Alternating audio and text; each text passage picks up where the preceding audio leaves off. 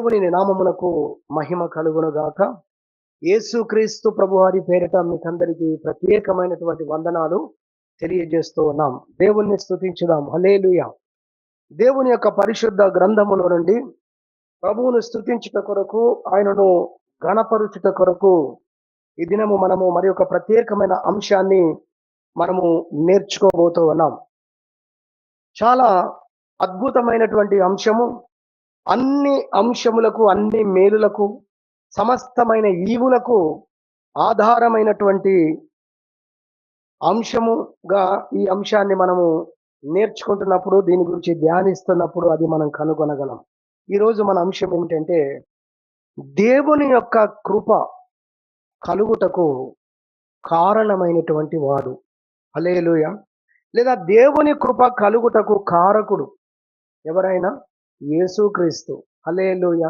యేసయ్యే లేకపోతే మానవాళికి అసలు దేవుని యొక్క కృప, తండ్రి యొక్క కృప దొరికేది కాదు. అందుకే దేవుని కృప మనకు లేదా మనుషులకు కలుగుటకు కారణమైన యేసుక్రీస్తు. దేవుని కృప కలుగుటకు కారకుడు అనేటువంటి టైటిల్ మీద మరి ఆయన యేసుక్రీస్తు అన్న విషయాన్ని మనము దేవుని యొక్క వాక్యం ద్వారా మరోసారి జ్ఞాపకం చేసుకోబోతూ ఉన్నాం. మనకు తెలిసిన విషయమే, ఆయన లేకపోతే మనకు రక్షణ లేదు, ఆయన లేకపోతే దేవునితో మనకు సమాధానము లేదు, ఆయన లేకపోతే పాప క్షమాపణ లేదు, ఆయన లేకపోతే అసలు ఏది లేదు. కానీ మనం ఎంతవరకు ఈ విషయాన్ని మనం గ్రహించాం?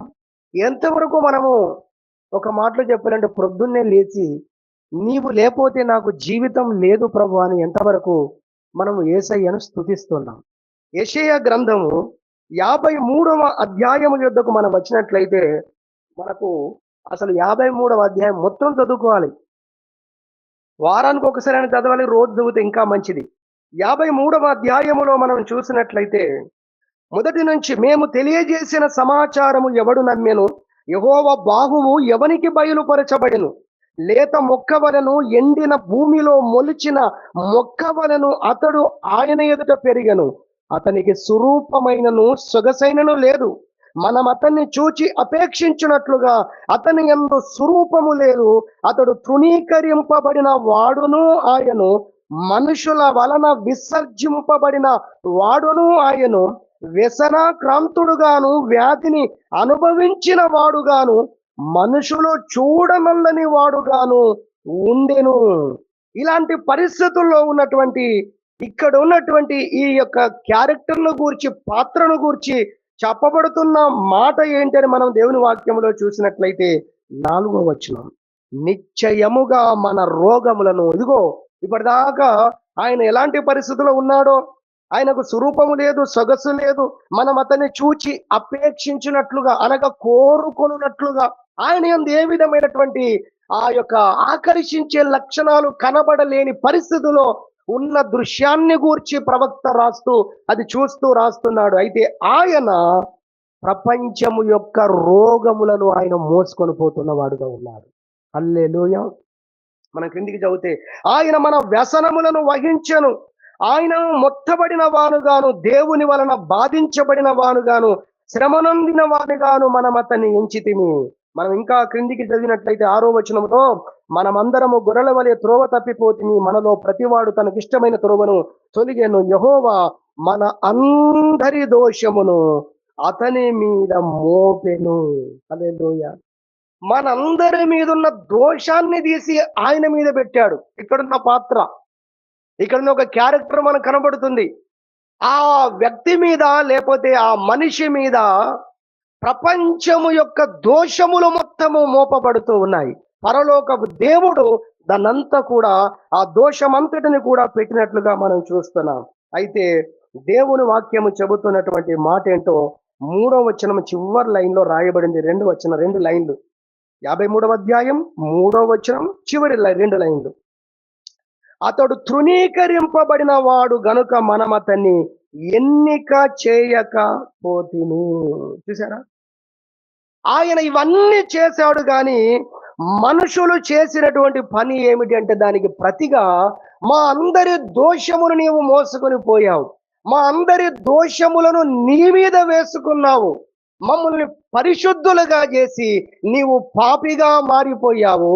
మా పరిశుద్ధతకు కారకుడవు నీవని ఎవరు కూడా ఆయనను ఎన్నిక చేయలేదు అన్న విషయాన్ని దేవుని యొక్క వాక్యము చెప్పటాన్ని మనం ఇక్కడ పరిశుద్ధ గ్రంథములో చూస్తున్నాము.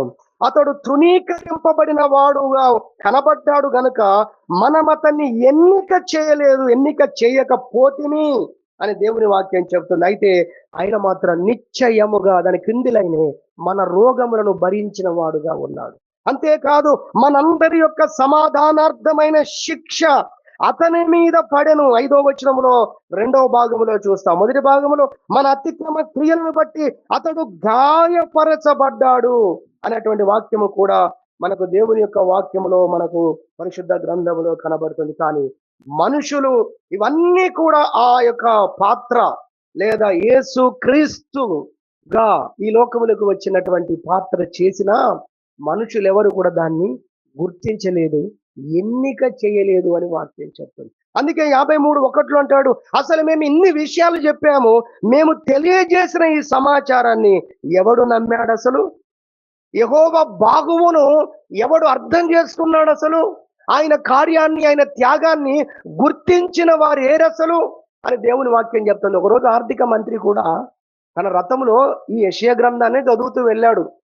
ఆయనకు తెలియదు యేసుక్రీస్తు ఈ విధంగా, దేవుడు యేసుక్రీస్తుగా లోకంలోకి వచ్చి ఆయన ఈ విధంగా అయిపోతాడు, ఈ విధంగా మానవాళ్ళందరి కొరకు కూడా తాను బలియాగం అయిపోతాడన్న విషయాన్ని గ్రహించకుండానే చదువుతూ ఇది ప్రవక్త గురించి రాయబడిందా, మరొకరి గురించి రాయబడిందా అని ఒక ఆర్థిక మంత్రి అడగడం మనం చూస్తాం. అయితే దేవుడు తన పరిశుద్ధాత్మ ద్వారా ఫిలిప్పును ప్రేరేపించి రథము వెంబడి పరిగెత్తటట్టుగా చేసి, నువ్వు చదువుతున్నది గ్రహిస్తున్నావా అని అడిగి ఆ విషయాలన్నీ చెబితే గాని యేసు క్రీస్తే ప్రపంచము రక్షణ పొందుటకు కారణమైన వాడని ఆ యొక్క ఆర్థిక మంత్రి తెలుసుకోలేకపోయాడు. ఆయన చెప్పిన తర్వాత, అర్థమైన తర్వాత, అయితే ఆ రక్షణ నాకు కావాలి, ఆ బాప్తిస్మము ద్వారా ఆ రక్షణలో నేను పాలు పొందుతానని, నాకు బాప్తిస్మం ఇవ్వడానికి నీకు ఏదైనా ఆటంకం ఉందా, లేదా నాలో ఏదైనా ఆటంకం ఉందా అని చెప్పి అక్కడికక్కడికి బాప్తిస్మం తీసుకున్నాడు ఆర్థిక మంత్రి.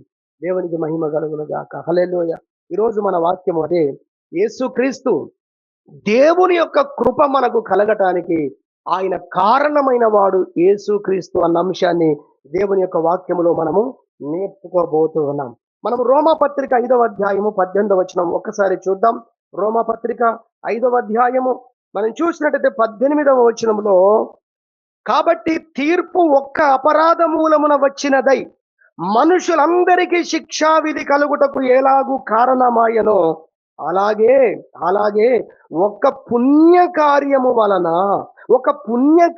వలన కృపాదానము మనుషులందరికీ జీవప్రదమైన నీతి విధింపబడుటకు కారణమాయను.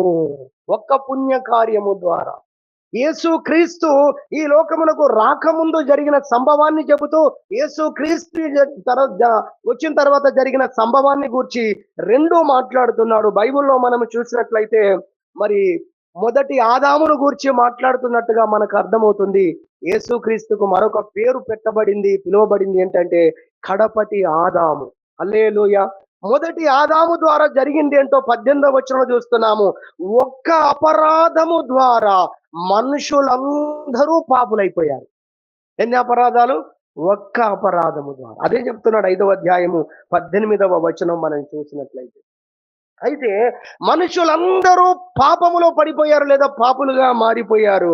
ఈ పాపులుగా మారిపోయినటువంటి మనుషులందరూ కూడా పరిశుద్ధులవునట్లుగా కృప వచ్చింది ఆ యేసుక్రీస్తు ద్వారానే అనే విషయాన్ని ఇక్కడ వాక్యం చెప్పడాన్ని మనం చూస్తూ ఉన్నాం. రోమపత్రిక 5వ అధ్యాయం మీరు చూసినట్లయితే 8వ వచనం లేదా 2వ వచనం మనం చూద్దాం. 5వ అధ్యాయము 2వ వచనం, మరియు ఈయన ద్వారా మనము విశ్వాసము వలన ఈ కృపయందు ప్రవేశము గలవారమై అందులో నిలిచి ఉండి దేవుని మహిమను గూర్చిన నిరీక్షణను బట్టి అతిశయపడుచున్నాము. ఏంటా నిరీక్షణ అంటే మొదటి వచనం చెప్తాడు, కాబట్టి విశ్వాస మూలమున మనము నీతిమంతులంగా తీర్చబడి మన ప్రభు అయిన యేసుక్రీస్తు ద్వారా దేవునితో సమాధానము కలిగి ఉన్నాము. హల్లెలూయా. యేసుక్రీస్తు ద్వారా ఇప్పుడు దేవునితో మనము సమాధానము కలిగి ఉన్నాము అంటాడు. ఆదాము ద్వారా దేవునితో సమాధానము తొలగిపోయింది. దేవునికి మానవులకు ఉన్నటువంటి సంబంధము ఆ రోజు ఆదాము ద్వారా తొలగిపోయింది. మొట్టమొదటి ఆదామే ఆ విధముగా పాపములోకి వెళ్ళటం ద్వారా మరి తర్వాత వచ్చే జనరేషన్ అంతటిని కూడా దేవునికి దూరము చేసిన వాడయ్యాడు. దేవునితో సంబంధము లేకుండా చేసిన వాడయ్యాడు ఒక మనిషి. అయితే దేవుని వాక్యం చెప్తుంది, ఒక మనుషుని అపరాధం మూలమున ఈ కార్యము జరిగితే అదే మనుషుల జాతులో నుండి దేవుడు మరి యేసు క్రీస్తును ఒక మనిషిగా లోకములోకి పంపించి పడిపోయిన సంబంధాన్ని, తెగిపోయిన బంధాన్ని తిరిగి కలిపాడు. దానికి కారకుడుగా యేసుక్రీస్తు మిగిలాడు అంటుంది వాక్యం. హల్లెలూయా. 5వ అధ్యాయము మీరు చూడగలిగినట్లయితే దేవుని పరిశుద్ధ గ్రంథములో 5వ అధ్యాయం మనం చూసినట్లయితే 12వ వచనం ఇట్లుండగా, ఒక మనుషుని ద్వారా పాపమును, పాపము ద్వారా మరణమును లోకములో ఎలాగూ ప్రవేశించను. మనుషుని ద్వారా పాపము వచ్చింది, ఆ పాపము ద్వారా మరణము వచ్చింది. అది ఎలా లోకములో ప్రవేశించిందో చూడండి. ఇప్పుడు అలాగుననే మనుషులందరూ పాపము చేసినందున మరణము అందరికీ సంప్రాప్తమైంది అనే విషయాన్ని చెబుతాడు. అయితే ఇప్పుడు యేసుక్రీస్తు ద్వారా ఆ పరిస్థితి అంతా కూడా ఆయన తొలగించాడు అనేది 15వ వచనం నుండి మనం చూస్తాం. అయితే అపరాధము కలిగినట్లు కృపావరము కలగలేదు. ఎట్లనగా ఒకని అపరాధము వలన అనేకులు చనిపోయిన ఎడల మరి ఎక్కువగా దేవుని కృపయు యేసుక్రీస్తును, ఈ మాట పట్టుకోండి, యేసుక్రీస్తును ఒక మనుష్యుని కృప చేతనైన దానమును అనేకులకు విస్తరించెను. హల్లెలూయా. ఆదాము అనే ఒక మనిషి ద్వారా మానవ జాతంతటికి పాపము ఏ విధంగా కలిగిందో, ఆ పాపము ద్వారా మనుషులందరూ ఏ విధంగా మరణానికి గురైపోయారో, ఇప్పుడు యేసుక్రీస్తు ద్వారా పరిశుద్ధత, ఆ పరిశుద్ధత ద్వారా వచ్చే రిజల్ట్ పరలోకం మానవ జాతికి సంప్రాప్తమైంది అంటున్నాడు. హల్లెలూయా. కాబట్టి మనందరినీ కూడా పాపము నుండి మనల్ని విడిపించటానికి కారణమైనటువంటి వాడు యేసుక్రీస్తు అన్న సంగతి మనం తెలుసుకొని మనం ప్రభువును స్తుతించాలి, ప్రభువును గణపరచాలని ఈ వాక్యము ద్వారా మనం జ్ఞాపకం చేసుకుంటున్నాం. ఒకవేళ యేసు ప్రభువే ఈ లోకములోకి రాకపోతే ఆదాముకు పుట్టినవారు పాపులే, ఆ తర్వాత పుట్టినవారు పాపులే, అలా అందరూ పాపులుగానే మిగిలిపోయారు. ఇది ఇలా కొనసాగుతూనే ఉంది. పాపము ద్వారా వచ్చే జీతము ఏంటంటే తిరిగి నరకము అనే పరిస్థితి దేవుని యొక్క వాక్యములో మనం చూస్తాం. రోమపత్రిక 6:23. ఎలయనగా పాపము వలన వచ్చు జీతము మరణము, అయితే దేవుని కృపావరము మన ప్రభు అయిన యేసుక్రీస్తు నందు, అంటే యేసుక్రీస్తు ద్వారా నిత్య జీవం. ఆదాము ద్వారా నిత్య నరకం, అయితే యేసుక్రీస్తు ద్వారా ఇప్పుడు నిత్య జీవం. ఆదాము ఒక జనరేషన్ స్థాపించబడడానికి ఒక మూల పురుషుడవుతే దేవుని పిల్లల యొక్క జనరేషన్ ప్రారంభమైంది వాస్తవానికి యేసుక్రీస్తు దగ్గర నుండి. దేవునికి మహిమ కలుగును గాక. హల్లెలూయా. పాపము ఆదాము ద్వారా ఓపెన్ అవుతే పాపాన్ని మూసి పరిశుద్ధతను ఓపెన్ చేసింది యేసుక్రీస్తు ప్రభు. హల్లెలూయా. అది రానంత వరకు పరిస్థితి ఎలా ఉందో యోబు మాట్లాడతాడు. 14వ అధ్యాయము 4వ వచనం యోబు గ్రంథం. పాప సహితునిలో నుండి పాప రహితుడు పుట్టగలిగితే ఎంత మేలు, అలాగున ఎవడు పుట్టనేరడు, అంటే ఛాన్సే లేదన్నాడు. ఈ పాపము చేస్తున్న ఈ మనుషుల నుండి పాపులే పుడుతున్నారు, మళ్ళీ పాపము చేస్తున్నారు. ఇది ఎప్పటికీ ఆగుతుంది? ఏ రోజుకు ఆగుతుంది? ఆగే పరిస్థితులు జాడ కనబడట్లేదు. అలాంటి ఛాన్సే లేదు అని యోబు చెప్పేశాడు. మానవ పరిధిలో ఈ ఛాన్స్ లేదు. అందుకే దేవుడు ఈ లోకములోకి మనిషిగా రావలసి వచ్చింది అని వాక్యం. హల్లెలూయా. ఆయన రాకపోతే అసలు మనకు పాప విమోచన లేదు. మనల్ని పాపము నుండి విడిపించడానికి దేవుడు ఒక మనిషిగా భూలోకంలోకి రావాల్సి వచ్చింది. మనుష్య కుమారుడుగా పిలువబడ్డాడు. అంటే ఆయన మనిషిగా వచ్చాడు. అందుకే దేవుని వాక్యం చూడండి, బైబిల్లో మనం చూసినట్లయితే ఫిలిప్పీలకు రాసిన పత్రిక 2వ అధ్యాయము 6వ వచనము. ఆయన దేవుని స్వరూపము కలిగిన వాడయుండి దేవునితో సమానంగా ఉండుట విడిచిపెట్టకూడని భాగ్యమని ఎంచుకొనలేదు గాని, చూడండి 7వ వచనము, మనుష్యుల పోలికగా పుట్టి దాసుని స్వరూపము ధరించుకొని తన్ను తానే రిక్తునిగా చేసుకొనెను. 8వ వచనం, మరియు ఆయన ఆకారమందు, దేవుడైన ఆయన ఆకారమందు మనుష్యుడుగా కనబడి, ఎలా కనబడ్డాడట లోకములో? చూసారా? దేవుడు మానవుడు కావలసి వచ్చిందండి. అందుకే దేవుని యొక్క కృప మనకు కలగడానికి గల కారణం, మన మీద మనము చేసిన పాపాన్ని బట్టి, లేదా మన పితరుడైన ఆదాము చేసిన పాపాన్ని బట్టి మనమందరము నరకానికి వెళ్ళాల్సిన పరిస్థితిలో ఉన్నాము. ఆ యొక్క పాపాన్ని, నరకము వెళ్లకుండా దానికి కారణమైన పాపాన్ని తొలగించి మనల్ని పరిశుద్ధులుగా మార్చి పరలోకము తీసుకెళ్ళడానికి కారకుడైనటువంటి ఆయనను మనము కనుగొని మనం ఆయనను స్తుతించాలి. హల్లెలూయా. యెషయా రాస్తూ ఉన్నాడు, ఎవరును ఆయనను ఎన్నిక చేయలేదు, నా రక్షణకు కారకుడు ఆయన, నా యొక్క పరిశుద్ధతకు కారకుడు ఆయన, నా విమోచన క్రయధనమును చెల్లించిన వాడు యేసుక్రీస్తు. ఆయన లేకపోతే నాకు అసలు జీవితమే లేదు. హల్లెలూయా. ఎంతవరకు మనం ఇది గ్రహించాం? మన రక్షణకు కారకుడైన వాడు యేసుక్రీస్తు అన్న సంగతి మనం గుర్తించి ప్రభువును మనం స్తుతించాలి. అయితే వాక్యము కంప్లైంట్ చేస్తుంది, ప్రవక్త ద్వారా ప్రపంచం మీద నేరం మోపుతుంది. అదేంటో తెలుసా? దాన్ని గుర్తించిన వారు లేరు. ఎవరు ఎన్నిక చేయలేదు ఆయనను. ఆయన ఎంత త్యాగము చేశాడు అసలు. ఈరోజు ఆ త్యాగాన్ని చూసి అర్థం చేసుకోకుండా విమర్శిస్తున్న వారు ఉన్నారు. ఇంకా ఆ ఎంత దుర్మార్గమైనటువంటి, ఎంత మూర్ఖమైనటువంటి, కఠినమైనటువంటి మాటలు మనసు కలిగి వారు మాట్లాడుతున్నారు. ఎవరి కోసం ఆయన ప్రాణం పెట్టాడో, ఎవరు రక్షించబోవడం కొరకు ఆయన త్యాగం చేశాడో, ఆ త్యాగశీలిని బలహీనుడుగా, రక్షింపలేని వాడుగా, తనను తానే రక్షించుకోలేకపోయిన వాడుగా అజ్ఞానులైనటువంటి వారు ఆయనను విమర్శిస్తూ ఉన్నారు. యెషయా ప్రవక్త ద్వారా అసలు యేసు ప్రభు సిలువనెక్కలేదు, ఇంకా ఆయన చనిపోలేదు, ఇప్పుడు రాయబడ్డ విషయాలు, మనం వింటున్న విషయాలు ఏవి జరగక ముందే చెప్పాడండి యెషయా ప్రవక్త. ఏమని? దాన్ని గుర్తించిన వారు ఆ దినాల్లో లేకపోయారు. ఎవరో కొద్ది మంది. 2000 సంవత్సరాలైన తర్వాత ఎంతమంది గుర్తించారు ఈరోజు ఆయన త్యాగాన్ని, ఆయన యొక్క బలియాగాన్ని? ఇదిగో గుర్తించిన వారే సంఘముగా సమకూర్చబడుతున్నారు. దేవునికి మహిమ కలుగునుగాక. హల్లెలూయా. ఆయన సంఘంగా ఉన్న మనం, ఆయన పిల్లలంగా ఉన్న మనం ఆయన గుర్తించామా? పిలుపు అర్థం చేసుకున్నాడు. ఇదే యెషయా 53. ఆయన చదివింది ఇదే యెషయా 53. ఏదో ఆర్థిక మంత్రి చదివింది యెషయా గ్రంథం. అప్పుడు సింగిల్ గా ఉండేది అది. ఆ ఒక్క గ్రంథం పట్టుకొని చదువుతున్నాడు. ఇప్పుడు మనకు మొత్తం బైండింగ్ అయి వచ్చింది. యెషయా గ్రంథం ఆయన చేతుల్లో, దాన్ని చదువుతున్నాడు ఆయన. ఆయన అర్థం చేసుకున్నాడు, మానవాళి అందరి కొరకు దేవుడే ఈ లోకానికి వచ్చి ఆయన తన ప్రాణాన్ని పెడతాడు. దేవుడు మనిషి అవుతాడు, మనిషిగా ఆకారమందు కనబడతాడు, దేవుడు మానవుడవుతాడు. ఇవన్నీ చదివి మనుషుల రక్షణ కొరకు ఆయన చనిపోతాడని ఈ విషయాలన్నీ గ్రహించిన ఆర్థిక మంత్రి, ఆ రక్షకుడు నాకు కావాలి, ఆ రక్షకుడిని నేను అంగీకరిస్తాను, నేను బాప్తిస్మం తీసుకుంటానని, ఏంటండి, కొన్ని గంటల్లో బాప్తిస్మం తీసుకున్నటువంటి వ్యక్తిగా ఎవరైనా ఉన్నారంటే బహుశా ఈయనేమో. హల్లెలూయా. ఒక అధికార పొజిషన్ లో ఉన్నటువంటి వ్యక్తి యేసుక్రీస్తు యొక్క త్యాగాన్ని గుర్తించాడు. ఆయన సంతోషించుచు తన మార్గమున వెళ్ళిపోయాడు. ఎంత ఆరాధించుంటాడో దేవుడు. నా రక్షణకు కారకుడైన దేవా నీకు స్తోత్రం. దేవుని యొక్క కృప నాకు కలుగుటకు ఈ లోకములోకి వస్తున్నటువంటి అవతార పురుషుడా మీకు స్తోత్రం. యేసయ్య వచ్చిన తర్వాత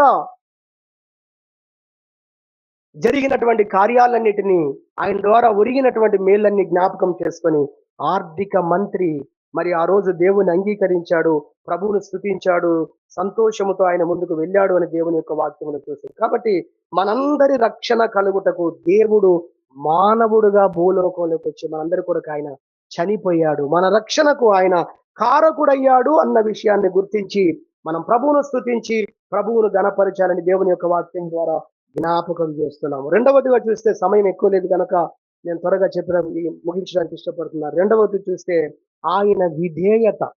ఒకటి, ఆయన మనుష్యుడుగా ఆయన ఈ లోకములోకి రావటం. ఆయన చేసిన గొప్ప త్యాగం ఏంటంటే, ఆయన దేవుడయ్యుండి, దేవుని స్వరూపము కలిగిన వాడయ్యుండి మనిషిగా ఈ లోకములోకి వచ్చాడు. వచ్చి మనందరి రక్షణ కొరకు ఆయన చనిపోయాడు అనేది మొదటి విషయం. దాన్ని బట్టి దేవుని మనం స్తుతించాలి. ఎందుకంటే ఆయన రాకపోతే ఇంకెవ్వరు కూడా మనల్ని రక్షించేవారు లేరు. పాపముతో నిండిన ఈ లోకములో నుండి పరిశుద్ధుడైనటువంటి వ్యక్తి పుట్టే ఛాన్సే లేదు. అయితే దేవుడే దిగి రావాల్సి వచ్చింది.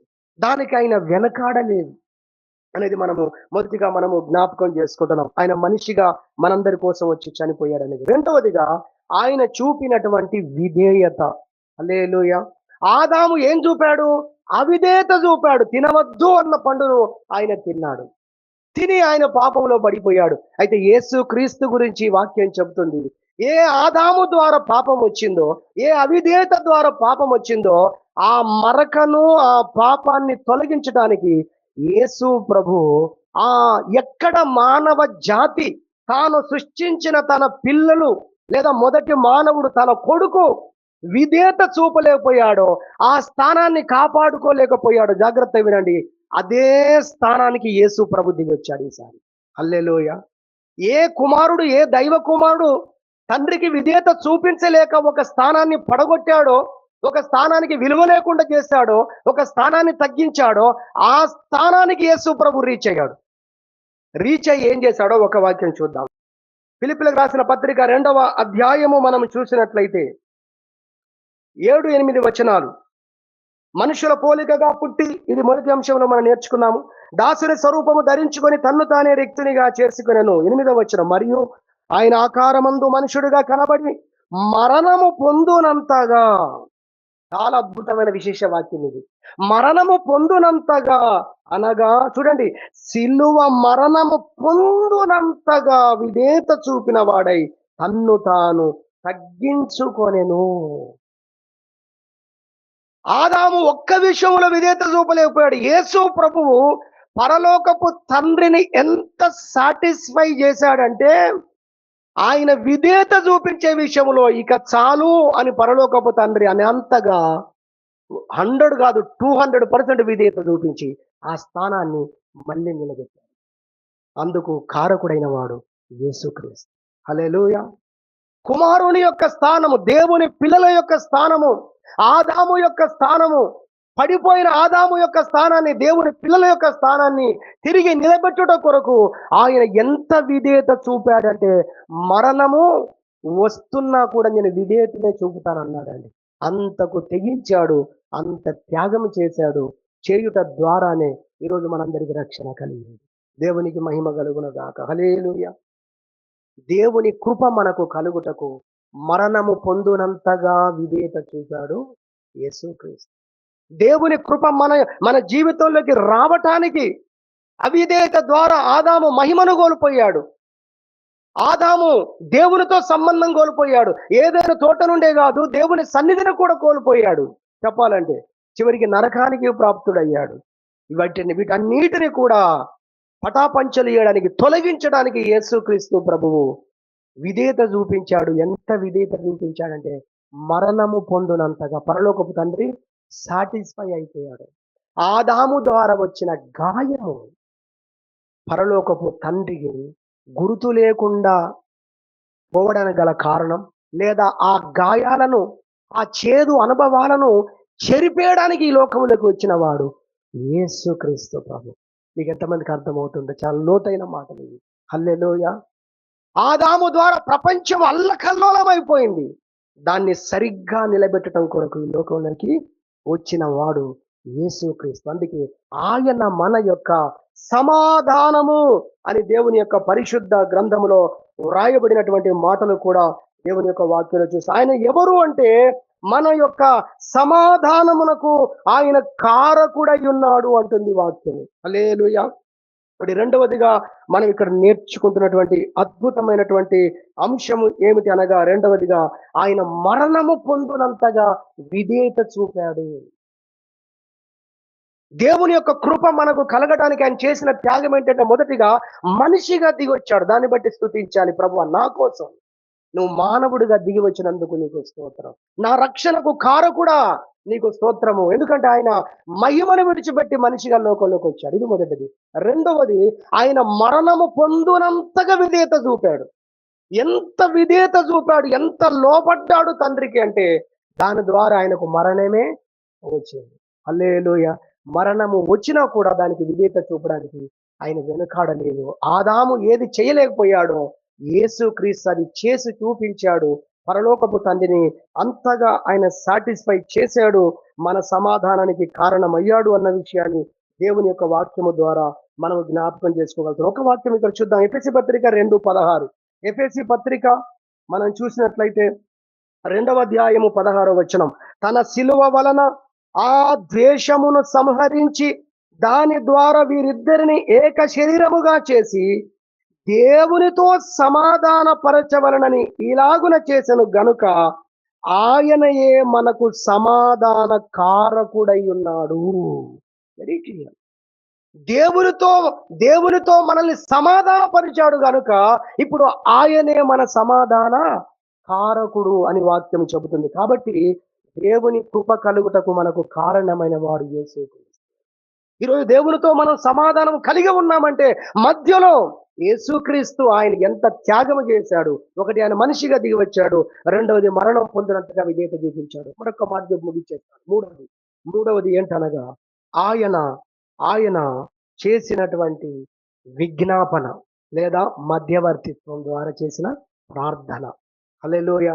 అంజూరపు చెట్టును జ్ఞాపకం చేసుకోండి. 2 మాటలు చెప్పి ముగించేస్తాను. అంజూరపు చెట్టు 3 సంవత్సరాల నుంచి ఫలించలేదు. అయితే ఆ అంజూరపు చెట్టు విషయంలో యజమాని ఏమన్నాడు అనేది బైబిల్లో మనం చూస్తే, 3 ఏళ్ల నుండి నేను వెదక వస్తున్నాను కానీ మరి దీనికి ఫలాలు లేవు అని చెప్పిన విషయాన్ని చూస్తాం. అయితే దీన్ని నరికించి వేయమన్నాడు. నరకించేయాలి అంతే. కానీ ఆ రోజు నరకబడకుండా ఉండడానికి గల కారణం ఏంటి అంటే, యజమానిని ఆ చెట్టు నమ్మించలేకపోయింది. ఇంకా ఫలిస్తుంది అనే ఆశలు ఏ మాత్రము కూడా యజమానికి లేవు గనుకనే నరికించేయమన్నాడు. మరి ఇప్పుడు ఎక్కడి నుండి దానికి కృప వచ్చింది, కనికరం వచ్చింది, అవకాశం వచ్చిందంటే మధ్యలో ఒక కారకుడు కనబడ్డాడు. ఆయన తోటమాలి. హల్లెలూయా. ఆయన ముఖం చూశాడు. చెట్టు ముఖం చూస్తే నరికేయాలని ఎందుకు ప్రతి సంవత్సరం అదే పని. ఓ సంవత్సరం చూశాడు, 2వ సంవత్సరం చూశాడు, 3వ సంవత్సరం డిసైడ్ అయిపోయాడు. అతని నిర్ణయాన్ని కూడా మార్చగలిగింది ఎవరయ్యా అంటే ఓ కారకుడు ఉన్నాడు. హల్లెలూయా. యజమాని యొక్క నిర్ణయాన్ని పెండింగ్ వేసుకునేటట్టుగా ఆ నిర్ణయం అమలు కాకుండా ఆపివేయబడటానికి మధ్యలో ఒక మధ్యవర్తి ఉన్నాడండి. అదే దేవుని యొక్క పరిశుద్ధ గ్రంథములో మనము చూసినట్టయితే మరి తిమోతి పత్రికలో ఆ మాట 1 తిమోతి పత్రికలో అంటాడు. 2వ అధ్యాయం 5వ వచనము 6వ వచనములో ఆయన క్రీస్తు యేసు అను నరుడు దేవునికి మానవులకు మధ్యలో వచ్చాడు అని వాక్యం చెప్తాడు. హల్లెలూయా. ఎవరట? యేసుక్రీస్తు అను ఒక నరుడు, లేదా నరుని రూపములో వచ్చిన యేసుక్రీస్తు, లేదా నరుని రూపములో మనిషిగా వచ్చినటువంటి దేవుడు మధ్యవర్తిత్వము చేశాడట. యెషయా గ్రంథంలో అంటాడు, మధ్యవర్తి లేకుండుట చూచి ఆయన ఆశ్చర్యపోయాను, అయితే ఆయన బాహువు ఆయనకు సహాయం చేసింది. బాగా వినండి మాట. మధ్యవర్తి లేకుండా చూసి పరలోకమున తండ్రి ఆశ్చర్యపోయాడట. ఎవరు లేరు ఈ మానవులను నాతో సమాధాన పరుచుకోవడానికి ఎవరు కూడా లేరని అంత వెతుకుతే ఒక్కరు కూడా లేరట. అది చూసి పరలోకపు తండ్రి ఆశ్చర్యపోయాడట. అయితే తర్వాత జరిగిన కార్యం ఏంటంటే ఆయన బాహువు ఆయనకు సహాయం చేశాను. బాహువు అనగా చెయ్యి. అంటే ఆయనే చెయ్యి అంటే మనం ఇంకో మనిషి కాదు కదా. అంటే ఆయన చేతులే ఆయనకు సహాయం చేశాయి. ఆయన బాహువు ఆయనకు సహాయం చేసిన అన్నాడు కదా. ఇప్పుడు యెషయా 53కి వెళ్ళండి. మొదటి వచనంలో మీరు చూస్తే ఆయన బయలుపరిచిన బాహువులను ఎవడు నమ్మేను, ఎవడు తెలుసుకున్నాడు అంటే యేసుక్రీస్తుని అక్కడ బాహువుగా పోల్చాడు. దేవునికి మహిమ కలుగును గాక. కాబట్టి బాహువుగా పిలువబడుతున్న యేసుక్రీస్తే మధ్యవర్తిత్వం చేశాడు. ఏం చేశాడు? ఆయన విజ్ఞాపన చేశాడు. ఆయన ప్రార్థన చేశాడు. ఈ ఒక్క వాక్యం చూసుకొని మనం ముగించుకుందాం. ఆయన చేసిన ప్రార్థన, ఆ రోజు తోటమాలి చేసినటువంటి ప్రార్థన ఎంత బ్రతిమిలాడుకొని ఉంటాడో. ఆయన నరికించి వేయాలన్న కోపము, నిరాశ, నిస్పృహ అన్నిటినీ కూడా శాంతపరచగలిగిన విధానములో బహుశా తోటమాలి అంత వేడుకొని ఉంటాడు కదా. హల్లెలూయా. చూడండి, నువ్వు చెబితే నేను వినాలా, నా నిర్ణయం నేను మార్చుకో. అధికారులు ఎలా ఉంటారు, యజమానులు ఎలా ఉంటారు, అక్కడ తప్పు ఉంది, అక్కడ దోషం ఉంది. కానీ ఒక తోటమాలి యొక్క చేసినటువంటి విజ్ఞాపన, ప్రార్థన, విన్నపం అతడు యాక్సెప్ట్ చేశాడంటే అతడు ఎంత బ్రతిమిలాడుకొని ఉంటాడో. నేను తీసుకుంటాను దాని విషయంలోకి. నేను నేను దాని విషయంలో ప్రయాసపడతాను. ఇంకా మట్టి లోతుగా తీస్తాను. రాళ్ళేదైనా ఉంటే ఇంకేరి వేస్తాను. దానికి ఎరువు వేస్తాను. దాన్ని చక్కగా కంటి పాపలాగా నేను చూసుకొని అది ఫలించేదిగా నీ ముందు ఉండి నిన్ను సంతోష పెట్టేటట్లుగా నేను ఆ బాధ్యత తీసుకుంటున్నానని అన్నప్పుడు నా తోటలో పనిచేసే ఒక తోటమాలి ఇంత వేడుకుంటున్నాడని దాటిపోయాడు యజమాని. దేవునికి మహిమ కలుగునుగాక. నేనంటున్నా యేసు క్రీస్తు నీ కోసం నా కోసం ఆ విధంగా అడ్డుపడ్డాడు. ఓ రోజు కనబడుతున్నాడు ఇశ్రాయేళ్ల కోసం మోషే.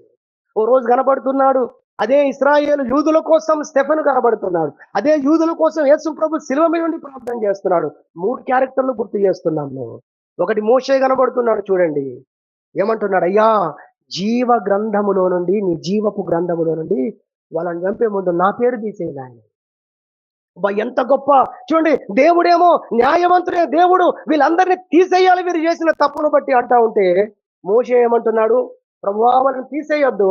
ఒకవేళ వారిని తీసేయాలనుకుంటే, వారిని నాశనం చేయాలనుకుంటే ముందు నా ప్రాణం తీసేయండి, నీ జీవపు గ్రంథంలోంచి నా పేరు తుడిచిపెట్టండి ప్రభు అని ఎంత కన్నీళ్లు విడిచాడో, ఎంత దేవుణ్ణి బతిమాడుకున్నాడు. అదేవిధంగా స్టెఫెను కనబడుతున్నాడు. తండ్రి, ఈ పాపము వీరి మీద మోపకండి అని స్టెఫెను అక్కడ రాళ్ల మధ్యలో, అక్కడ అరణ్యములో మోషే, ఇక్కడ రాళ్ల వర్షము తన మీద కురుస్తుండగా రక్తసిక్తమైన పరిస్థితిలో చేస్తున్న ప్రార్థన. అదిగో మరొక క్యారెక్టర్. యేసు ప్రభు శిలువ మీద కనబడుతున్నాడు. తండ్రి, వీరేమి చేయుచున్నారో వీరెరుగరు గనుక వీరిని క్షమించు. ఇవన్నీ మాటలన్నీ ఒక్క మాటలో చెప్పాడు. ఏమన్నాడు తెలుసా? ఆ ఆత్మ కలిగిన వారమై. ఏ ఆత్మ? యేసు క్రీస్తు యొక్క ఆత్మ, తండ్రి యొక్క ఆత్మ, కుమారుని యొక్క ఆత్మ. ఆ ఆత్మ కలిగినటువంటి వారమై మనము ఏం చేస్తున్నామంటే అబ్బా తండ్రి అని మొరపెడుతున్నాము అంటుంది వాక్యం. దేవునికి మహిమ కలుగుగాక. ఓ యెహోవా దేవుని కంటే మోషే ప్రేమ ఉన్నట్టు కనబడుతుంది. ఓ యెహోవా దేవుని కంటే, యేసుక్రీస్తు కంటే, యెహోవా దేవుని కంటే అక్కడ స్టెఫెనే చాలా అద్భుతంగా లక్షణం కనబడుతున్నట్టుగా కనబడుతుంది కదూ. కానీ వాక్యం చెప్తుంది మనము ఇలా ప్రార్థన చేయడం గల కారణం ఏంటంటే మనము ఆ ఆత్మను కలిగి ఉన్నాం. దేవుని యొక్క ఆత్మ కలిగినటువంటి వారమయ్యండి అబ్బా తండ్రి అని మొరపెట్టగలుగుతున్నాము మనము అని దేవుని యొక్క పరిశుద్ధ గ్రంథము చెప్పడాన్ని మరి ఈ సమయంలో జ్ఞాపకం చేయడానికి మేము ఇష్టపడుతున్నాం. కాబట్టి మనం తెలుసుకున్న మూడవదిగా మనం ఇప్పుడు నేర్చుకుంటున్నటువంటి అద్భుతమైన అంశం ఏంటంటే ఆయన చేసినటువంటి విజ్ఞాపన, ఆయన చేసినటువంటి ప్రార్థన అన్నదాన్ని దేవుని వాక్యంలో ఒక్క వచనం చూసుకొని ముగించుకుందామంటే హెబ్రీ పత్రిక 7వ అధ్యాయము, హెబ్రీ రాసిన పత్రిక 7వ అధ్యాయము ఈ వాక్యం చూసుకొని మనం ముగించుకుందాం. చాలా అద్భుతమైనటువంటి వాక్య భాగము. మనందరం కూడా ఈ వాక్యాన్ని జ్ఞాపకం చేసుకోవాలి. 7వ అధ్యాయం 25వ వచనము మనందరికి తెలిసిన వాక్యం ఇది. ఆయన మనందరి కొరకు ఈయన తన ద్వారా దేవుని యొద్దకు వచ్చి వారి పక్షమున విజ్ఞాపన చేయుటకు నిరంతరము జీవించుచున్నాడు అనేది మనకు కనబడుతుంది. పరలోకంలో తండ్రి కుడి పార్శ్వమున ఆయన కూర్చున్నాడు, ప్రార్థన చేస్తున్నది మనందరికి తెలిసిన వాక్యము. హెబ్రీ 12:24 నేను చూపించాలనుకున్న వాక్యము. హెబ్రీ 12:24 ఈ ఒక్క మాట చూసుకొని ముగించుకుందాం. నేను చదువుతున్నాను, జాగ్రత్తగా చూడండి. బహుశా మీలో చాలా మందికి ఈ వాక్యం తెలియదు, ఇక్కడ ఉన్నట్టుగా తెలియదు. అది మీరు అండర్లైన్ చేసుకోండి, మీరు రోజుకు ఒకసారి జ్ఞాపకం చేసుకోండి, అది మీ మనసులో పడేంతగా. హెబ్రీ పత్రిక 12:24 క్రొత్త నిబంధనకు మధ్యవర్తి అయిన యేసునొద్దకును హేబేలు కంటే మరి శ్రేష్టముగా పలుకు ప్రోక్షణ రక్తమునకును మీరు వచ్చి ఉన్నారు. మీరు అండర్లైన్ చేసుకోవాల్సింది మరి శ్రేష్టముగా, హేబేలు కంటే మరి శ్రేష్టముగా పలుకు అంటే ప్రార్థించు, మొరపెట్టు. పలుకు అనే మాట మీరు గుర్తుపెట్టుకోండి. ఎవరికంటే పోల్స్తున్నాడు ఇక్కడ? హేబేలు కంటే కూడా మరి శ్రేష్టముగా ప్రార్థించే ప్రోక్షణ రక్తము యొద్దకు లేదా మీరు వచ్చి ఉన్నారు. నేను ముగిస్తున్నాను. హేబేలు రక్తము నేలలో నుండి మొరపెడుతుండట ఆ రోజు. దేవుడు సాక్ష్యం ఇచ్చాడు. కయ్యను, నీ తమ్ముని రక్తము ఎక్కడి నుంచి మొరపెడుతుంది? అదిగో నేలలో నుండి మొరపెడుతుంది. రక్తములోనే ప్రాణం ఉందని బైబిల్ చెప్పింది. ఆ రక్తము దేవునికి మొరపెడుతుందంట. అయితే ఇక్కడ గ్రంథకర్త ఏం రాస్తున్నాడంటే, హేబేలు యొక్క రక్తము మొరపెట్టిందంటే, మరి ఈ లోకానికి వచ్చినటువంటి అవతార పురుషుడైన యేసు రక్తము భూమి మీద చిందించబడింది కదా! ఆ రక్తము ఇంకెంత మరి శ్రేష్టముగా మొరపెడుతుంది అని వాక్యం చెప్తుంది. హల్లెలూయా! హల్లెలూయా! ఒక దైవజనుడైతే ఇలా చెప్పాడు దాన్ని. ఏమన్నాడంటే, నన్ను చంపేశారు గదా నాయనా! నాకు జీవితం లేకుండా చేశారు ప్రభువా. చిన్న మొగ్గగా ఉన్నప్పుడే ఈ లోకములో ఏమి చూడకుండా, ఈ లోకములో జీవితం జీవించకుండానే నన్ను తుడిచిపెట్టేశాడు గదా నా తన్ నా నా నా యొక్క అన్నయ్య. నాకు లైఫే లేకుండా చేసేశాడు గదా అని ఆ ఆత్మ లేదా ఆ రక్తము ఎంతో కన్నీళ్లు పెట్టుకొని హేబెలు మరి ఏడ్చాడు, మొరపెట్టాడు. అయితే అది ఆయన చెప్పిన దాన్ని నేను చెప్తున్నాను. ఇలా చేశాడు మా అన్నయ్య, చూస్తున్నావు గదా దేవా అని. ఆయన ప్రతీకారము కోరుకునే విధంగా ప్రార్థించి ఉండవచ్చు అని చెప్పాడు. అర్థమైందా అందరికీ? ప్రతీకారం, నాకింత అన్యాయం చేశాడు ప్రభువా నా అన్నయ్య. నాకు జీవితం లేకుండా చేశాడు భూమి మీద. యవనస్తుడుగా ఉన్నప్పుడే చంపేశాడు.